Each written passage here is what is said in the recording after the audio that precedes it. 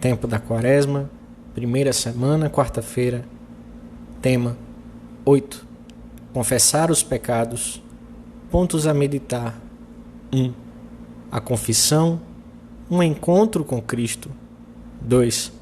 No sacramento da penitência, pedimos o perdão dos nossos pecados. Qualidades de uma boa confissão: concisa, concreta, clara e completa. 3. Luzes e graças que recebemos neste sacramento. Importância das disposições interiores. Pelo sinal da Santa Cruz, livrai-nos Deus, nosso Senhor, dos nossos inimigos. Em nome do Pai, do Filho e do Espírito Santo. Amém. Meu Senhor e meu Deus, creio firmemente que estás aqui, que me vês, que me ouves. Adoro-te com profunda reverência. Peço-te perdão dos meus pecados e graça para fazer com fruto este tempo de oração. Minha Mãe Imaculada, São José, meu Pai e Senhor, meu anjo da guarda, intercedei por mim.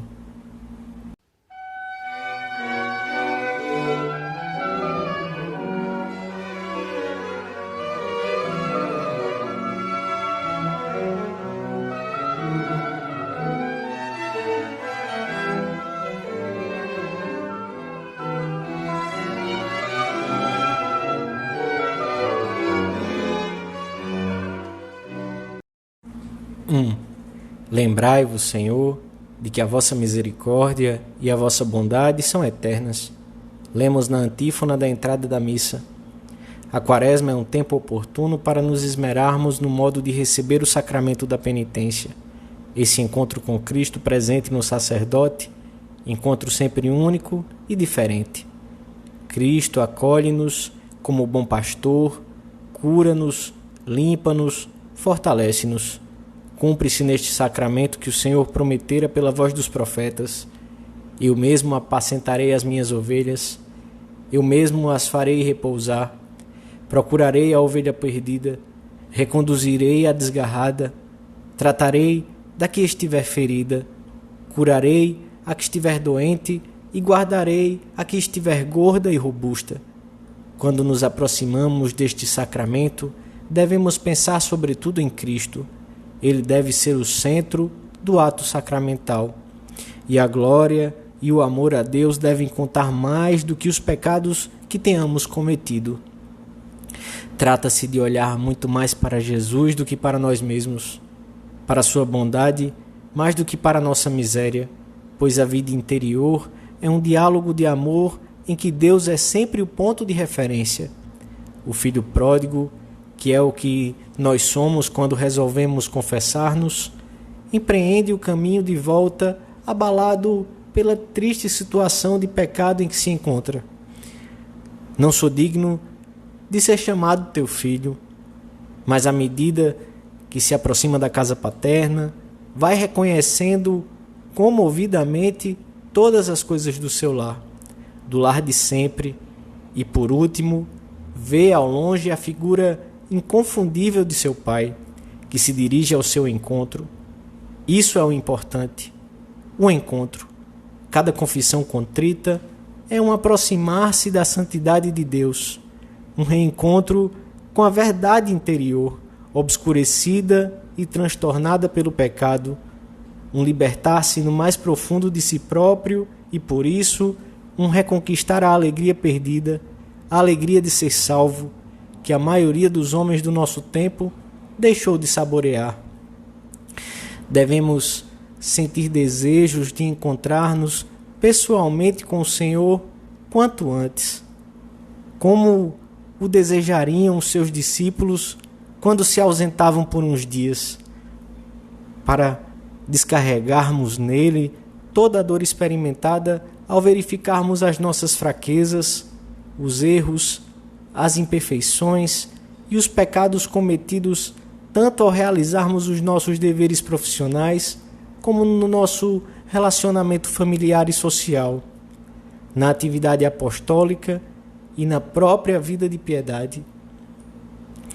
Este esforço por colocar Cristo no centro das nossas confissões é muito importante para não cairmos na rotina, para tirarmos do fundo da alma tudo aquilo que mais nos pesa e que somente virá à tona à luz do amor de Deus. Lembrai-vos, Senhor, de que a vossa misericórdia e a vossa bondade são eternas.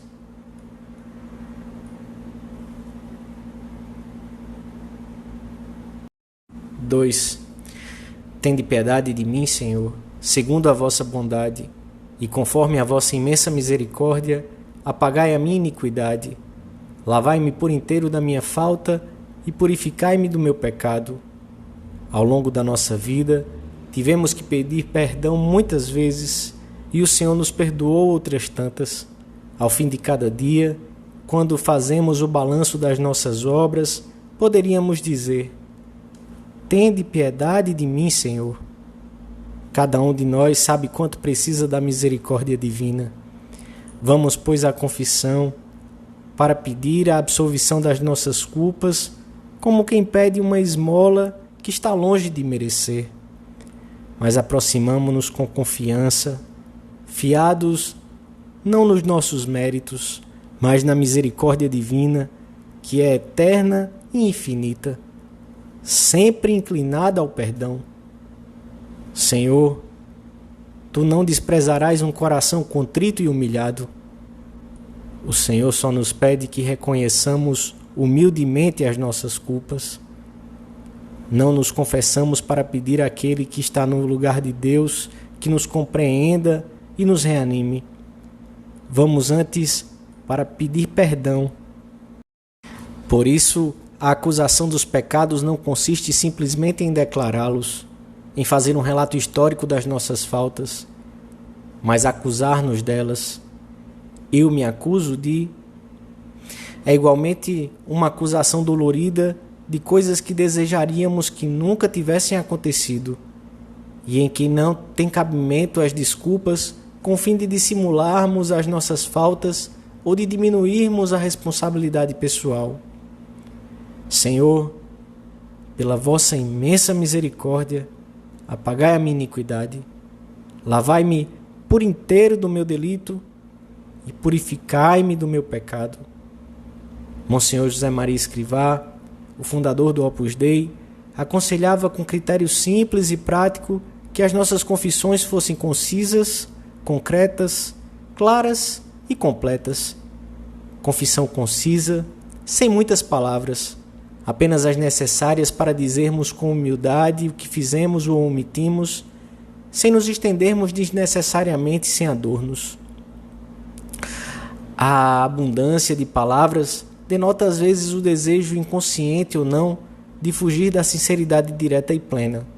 Para evitá-lo, temos que fazer bem o exame de consciência. Confissão concreta, sem divagações, sem generalidades. O penitente indicará oportunamente a sua situação e o tempo que decorreu desde a sua última confissão, bem como as dificuldades que teve para levar uma vida cristã, declarando os seus pecados e o conjunto de circunstâncias que tenham caracterizado as suas faltas, a fim de que o confessor possa julgar, absolver e curar. Confissão clara, para sermos bem entendidos, declarando a natureza precisa das faltas e manifestando a nossa própria miséria com a necessária modéstia e delicadeza.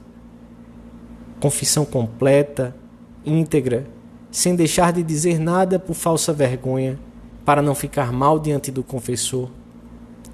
Vejamos se, ao preparar-nos para receber este sacramento, procuramos que aquilo que vamos dizer ao confessor satisfaça esses requisitos.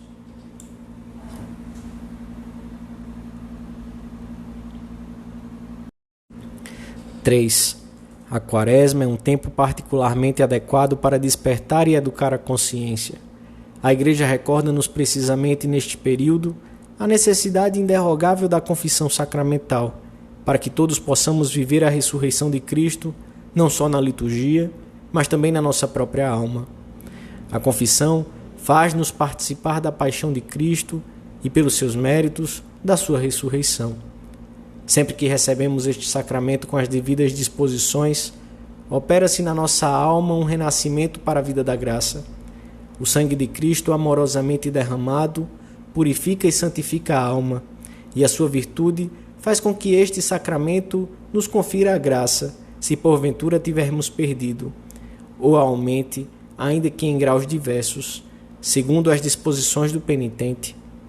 Umas vezes, a intensidade do arrependimento é proporcional a uma graça maior do que aquela que o pecador tinha quando decaiu pelo seu pecado. Outras, pode ser proporcional a uma graça igual. Enfim, outras a uma menor. Por isso, o penitente umas vezes ressurge com maior graça do que a que tinha antes, outras com graça igual, e outras, enfim, com uma graça menor. E o mesmo se passa com as virtudes que dependem e resultam da graça. Na confissão, a alma recebe maiores luzes de Deus e um aumento de forças para a sua luta diária. Graças particulares para combater as inclinações confessadas, para evitar as ocasiões de pecar, para não reincidir nas faltas cometidas. Vede como Deus é bom e como perdoa facilmente os pecados. Não somente devolve o perdoado, mas concede coisas inesperadas. Quantas vezes as maiores graças que recebemos são as que nos chegam depois de uma confissão, depois de termos dito ao Senhor que nos comportamos mal. Jesus concede sempre o bem em troca do mal, para nos animar a ser fiéis. O castigo que merecemos pelos nossos pecados, como o que mereciam os habitantes de Nínive, segundo nos relata hoje na primeira leitura da missa, é apagado por Deus quando vê o nosso arrependimento e as nossas obras de penitência e desagravo. A confissão sincera das nossas culpas deixa sempre na alma uma grande paz e uma grande alegria. A tristeza do pecado ou da falta de correspondência à graça converte-se em júbilo. Talvez os momentos de uma confissão sincera, diz o Papa Paulo VI, estejam entre os mais doces, os mais reconfortantes e os mais decisivos da vida.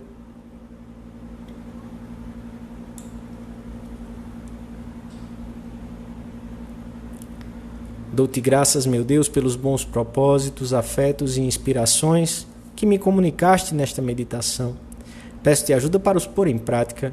Minha Mãe Imaculada, São José, meu Pai, Senhor, meu anjo da guarda, intercedei por mim.